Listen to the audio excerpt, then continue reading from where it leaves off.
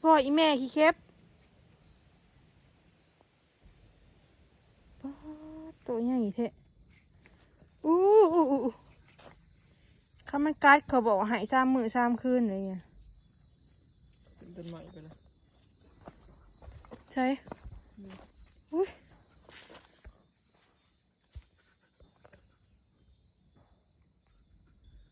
คนหัวลูกตัวซ้ำปมือป๊าดเลยจะมาเบิ่งแน่นี่นะหาเห็ดหยาพ้นนี่ว่าเป็นตะยานขาย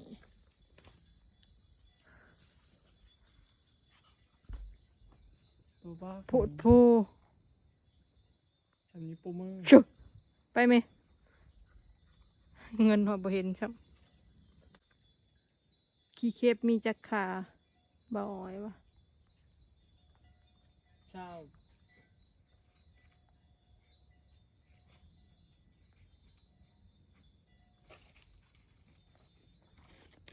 แม่ในนี้บ่นี่แหละ2ข้างละ20มั้ง6 8 10 12ตัว18 20ขาโอ้ยไปตกใจกันเอามันโดดขาพ่อจังป๊าดข้อยนี่ได้มาตกใจขี้ยาน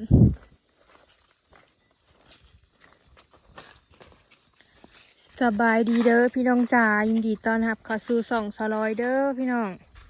ออกมานากับบ่าวอ่อยหลังจากที่มาตาหาเฮ็ดฝนตกเนาะก็เลยห่าวนี่สิมาปลูกต้นยางนะต้นย่างบ้านสลอยเอิญนะอันนี้ต้นใหญ่กับต้นน้อยนะราคาเดียวกันแต่ว่าต้นใหญ่มันเบิดเฮาก็เลยเป็นได้เป็นต้นน้อยสลอยซื้อมาต้นละ20,000 กีบพี่น้อง30 บาทประมาณ15 บาทหน่อยเบียร์นึงเนาะเขาเจ้ากะมากมันนี่ฝนตกมันติดไว้เลยนี่ก็เลยมาปลูกอยู่หน้าสลอยพี่น้องปลูกลำห้องลำหวยมันใหญ่ไวคืออย่างต้นเฮ็ดขาวกำลังออกเต็มมาออกต่อม่วงสลอยได้ปีแล้วครึ่งกระตาออกคุปีไปอันนี้เงินขึ้นรถเร็วเงินมาขึ้นรถมาเงินไว้พ่อไปปลาได้ไว้นั่งลงหมุนเบิดกกใหม่ขวัญ10 ใบใช้ฮะ10 ใบใช้ออกหน้าบอ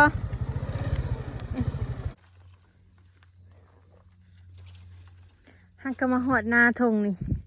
แปลนเติดพี่น้องยังไม่ได้มาถ่ายจักเถื่อเลยนี่เบิ่งเลยพอจะเลื่อนทางเฮ็ดให้พี่น้องตะกี้มันเป็นมันน้ำเล็บแมวให้นี่นะ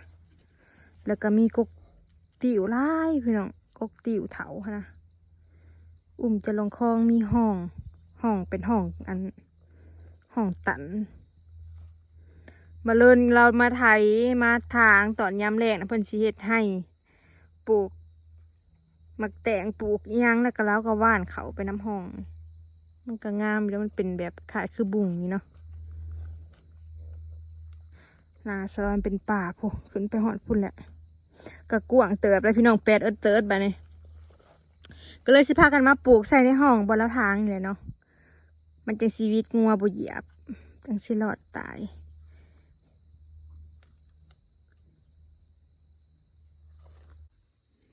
นี่ต้นยางของต้นยางไหม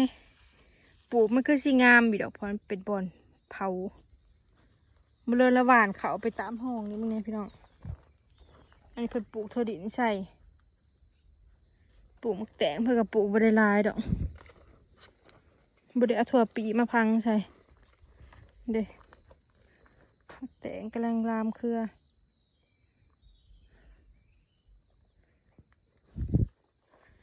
แถวนี้ก็สิเป็นเขาละหวานใช่มันเป็นห้องตันน้ำบ่ค่อยมีไรดอก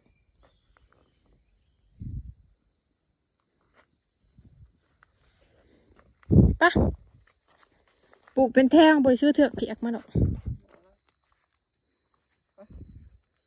เดี๋ยวปลูกแถวนี้ไปพอตะกี้คออยากไปปลูกทั้งพุ่นแคมหงปลูกเป็นแถวเป็นแถวไปก้นไปย่างถือเอาแดดออกเลยได้นี่บริยาก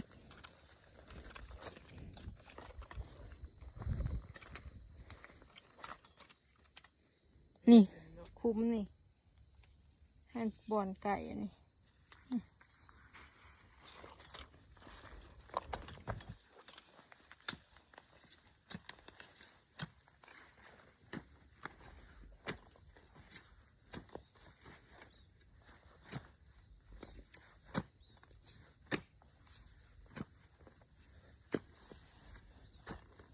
ก้นเป็นแถวเป็นแถวไปเนาะ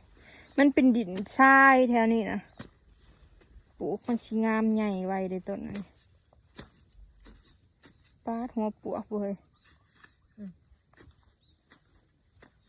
เอาปวกมันหักใหม่แล้วแถวนี้มีต้นใหม่ ก้นแบบว่าให้มันเป็นคุ้มลงหน่อยหนึ่งอะนะเฮ้ยเวลาเราพังแล้วนะบาดมันติดจังมาหยอดพุยใส่เด้มันจะงามต้นอันนี้มะแตง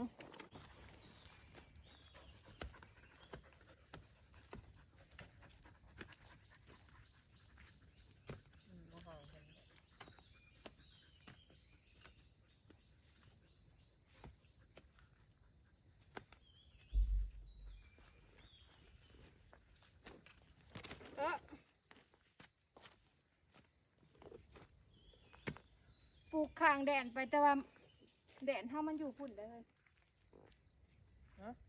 แดนเท่ามันอยู่ทางไหน นี่เนาะพวก อีดอกหัวหน่อยหนึ่ง ยามันแล้วมันเห็นเขาปลูกอยู่ในไห่เนาะอันนั้นกับยาม ดินทรายก้นคัก เขาปลูกเขาเห็นไห่ว่ามีหัวอันนั้นก็จะเฮ็ดออกจากคำพูด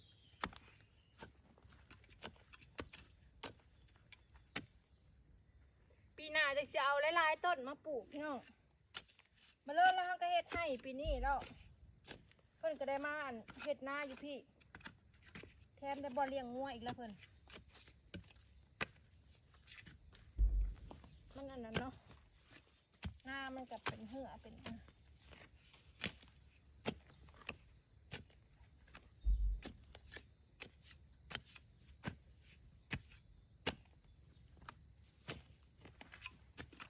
ว่าเรามาดำกล้ามเรามาดำเขาไว้อยู่ได้ ระว่านเขาใส่งามเลย เนี่ยเราดำจะนำ ดำระบอ ในบ่อนมันตายเราดำใช่เรามาแซมใช่ งามด้วยพอใหญเลิศนักบุกเบิกพี่น้องร้านก็เป็นคนมาแซม ก็มาทางทรงภูเมีย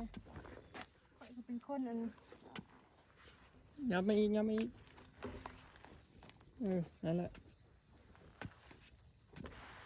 เท่าผูกเลาะเด่นไปยามันบอก บ่ยันงัวเหยียบเพราะว่าแดนกับส่วนแดนยังไปซักไว้ก็ได้ ว่าสิเอามาเสือกเพียกมานี่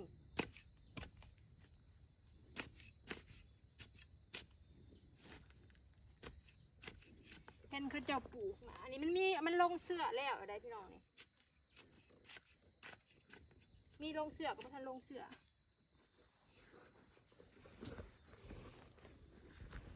กูต้องย่านน้ำหุ่มเดี๋ยวคอเฮ้ย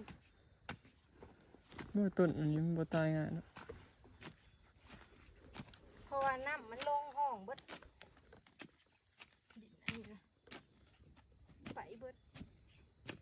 เฮ็ดปวกก็บ่มาออกในไห้เนาะเฮ้ย ถ้าจูดชิมีเฮ็ดไม่ใช่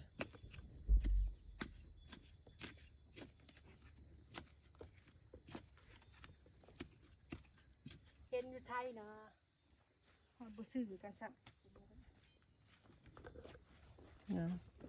นี่เรามาดำแซมเขาไว้ ปลูกใส่บนปลูกใส่แล้วเนาะย่ำน้ำมาแต่ว่าปวกเบิดเลย บ่ปลูกย้ำน้ำลายจังหวะนะนั่นแหละ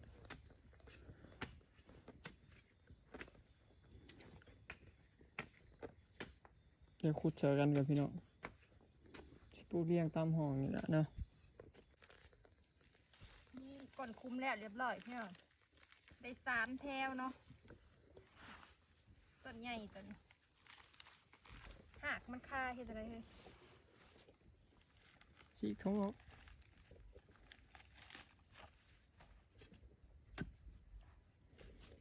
นี่พี่น้อง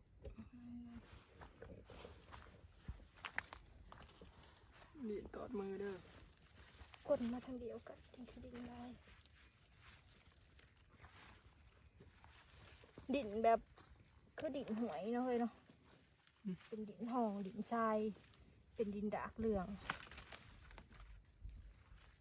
เราต้องย่านน้ำหึมพี่น้อง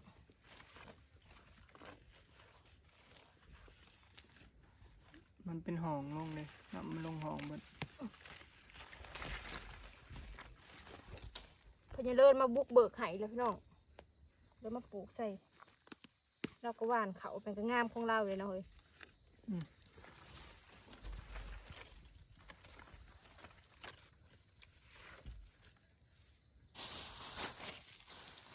เรียบร้อยตอนนี้คนเป็นคุมแล้วก็วางต้นไปพี่น้อง 9 ต้น35 ต้นรวมเบิดหน่อย แน่นบ่ เขาสร้างเมืองวัดทันดินนะ9 ต้น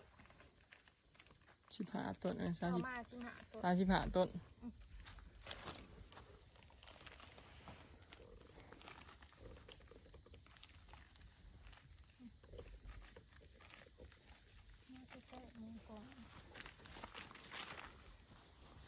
รอเบิ่งผลผลิตเด้อพี่น้องเขาออกได้เก็บ2-3 ปีที่เขาเคยปลูกเนาะ จะ4 ปีคนแล้ว4-5 ปีคนแล้วมันมีตัวลงเสือแล้วก็พอในลงเสือเลยมันติดจริงสิมาเอาพุยใส่เขากดคุมหน่อยคนเนาะยามดินมันงามเขาเบิ่งเนี่ยมันงามไว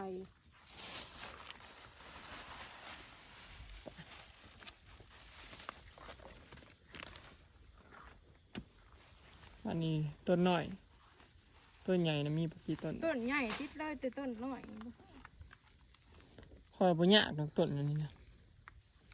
มันติดเลยอยู่แล้ว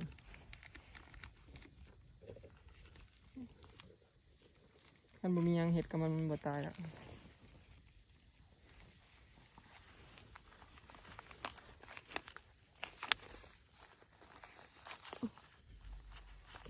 เนี่ยกู โบ่งอีหยัง จัก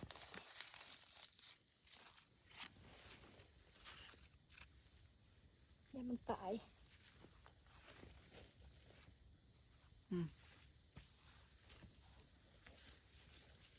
มันคุ้มหน่อยต้นใหญ่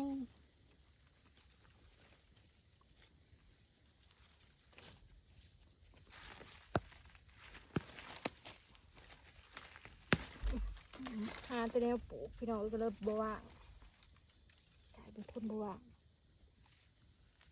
แบบมันขึ้นหอยเลี้ยงงามเลยนี่เฮ้ย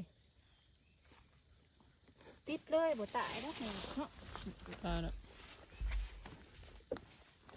เขาปลูกไปน้ำขางห้องหากมันเบิดก่อนเบี้ยมาไงก็เลยมาปลูกไก่แดดเขาเจ้าไว้ยังบ่มีไผปลูกเด้แถวบ้านทางปลูกไก่น้อยเนาะ แม่นมัน แต่ มี ว่า แต่ เป็น ตาม คน หั แร ว กเลยที่มาปลูกนี่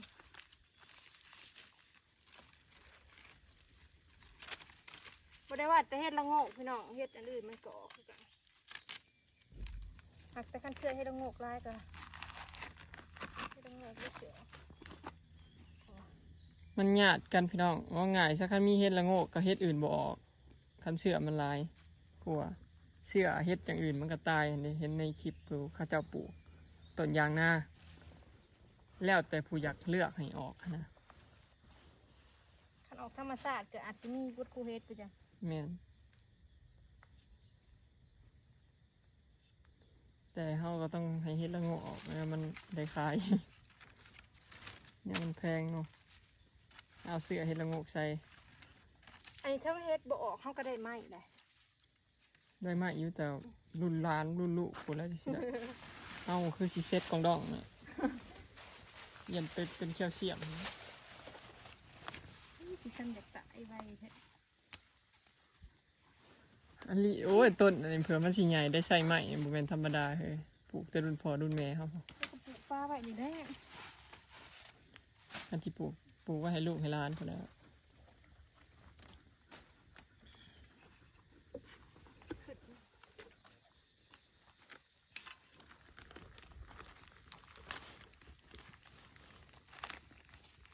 เขาพญเลื่อนมันงามเนาะ ปีนี้เขาหวานงามนะ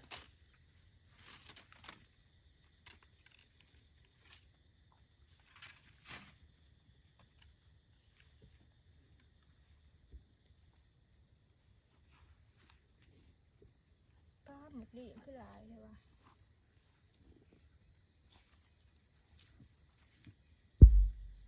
เงินเอ้ยมาเพราะมันสอเนาะ มีเงินปลูกชอยแม่นะแม่หมอนี่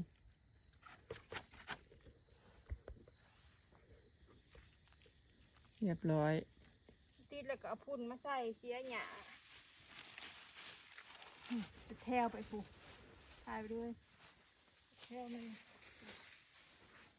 พี่น้องเห็นบ่แถวสองข้างพูนไปจนสุดห้องพูนเลี้ยงนี่ไปเลยตามห้องไปจนสุด แล้วก็ข้างนี่อีกนี่เขาปลูกจีนเลี้ยงไปนี่หอดตะบนนะเนาะหอดตะบนไก่ๆได้บ่หลายปานใด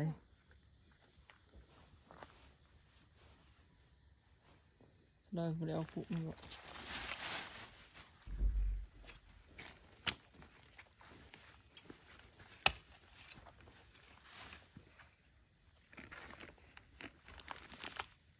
คลองแค่นี้น้ำตะงามเนี่ยมาคอยได้หลายเลย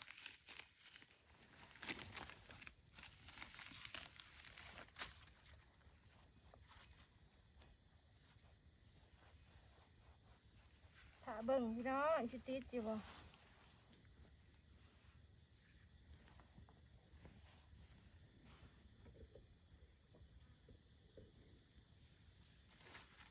ติดแน่นอน มันใหญ่ไวมันก็จะปลูกกุกหั่งเลยนี่ไก่กล่องต้นหั่ง ลูกคุ้ม ดินนั่นงามเท่านั้นเนี่ยนี่อยากได้เป็นใส่คุยติดเลยเดี๋ยวนี้ ถมเลย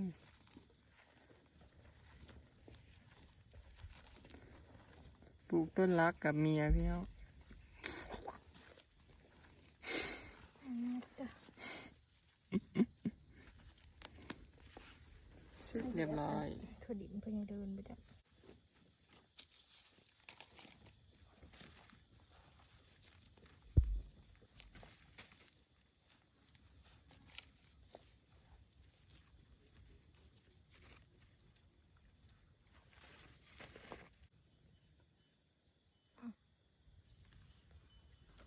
ลง ดู คุม น้ำห เล วย ย ลายต้นมันนะพี่น้อง แต่ว่ามันต้นใหญ่แล้ว ไปก้นนะมันก็บ่ได้ดอกเพราะว่ามันมีหากแก้วเด้ต้นอันนี้นะหากแก้วมันเลิกมันก็คือต้นนั่นทั่วไป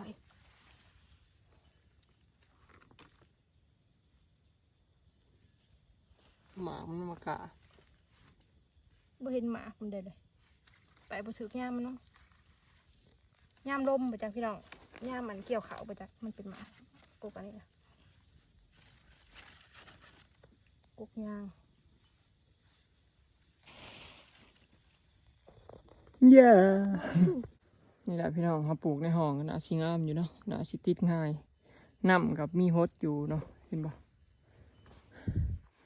เดินหน้าสลอยยังไกลเต๋อด้วยพี่น้องขึ้นไปนี่เนาะวิทย์ป่านี่ไปก็เป็นหน้าที่เฮาเฮ็ดเพิ่มนะพี่น้องบ่อนพอน้องเมยมาป่านชวนมาเฮ็ดนะวางเฮามือเฮามาไถหุดหน้าเนี่ยพี่น้องอันนี้แล้วเนาะต่อติดกันกับหน้าสลอยตัวหน้าเป็นไหหน้าขึ้นไปนี่กระแมนพี่น้องเนาะแล้วก็ห้องขามห้องมาเป็นป่าจึกแล้วก็หอดหน้าบ่อนพอทอเลินเฮ็ดในเฮ็ดหน้าบ้านนี่พี่น้องแล้วก็ย่าวไปหอดโขกหอดอันต้นไม้พุ่นละหลายเติบเนาะคาเมนไหลเป็นอันไหลหน้าเป็นไหลกับโมเมนเกือบ100 ไร่พวกพี่น้องหนึ่งเฮกตาร์ต่อ6 ไร่หน้า10 เฮกตาร์กับประมาณเกือบ70 เฮกตาร์พุ่นละพี่น้องประมาณ66 เฮกตาร์นี่แหละ66 ไร่เนาะคำว่าเป็นไหลกันคันไหลเป็นเฮกตาร์กับ10 เฮกตาร์ไป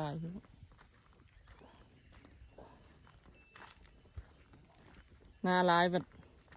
คนหน่อย โอ้เขาว่านั่นเราเลื่อนอันนี้คุณมาดำแซมเอาพี่น้องเราสงสัยเราลกกามาแต่ในหน้าเราแหละมาแซมใส่มันตายน้ำหึมเลย กระโหลกกระเทมันที่นี่เดี๋ยวว่า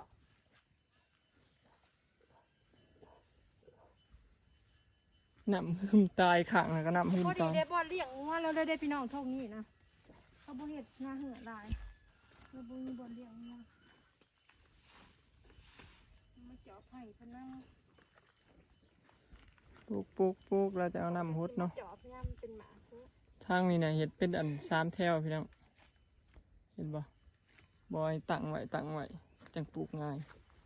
วางไว้ตามคุมเห็นบ่นี่3 แถวเรียงกันไปจนสุดห้องเลยเนาะถือว่าหลายเติบ35 ต้นเนาะ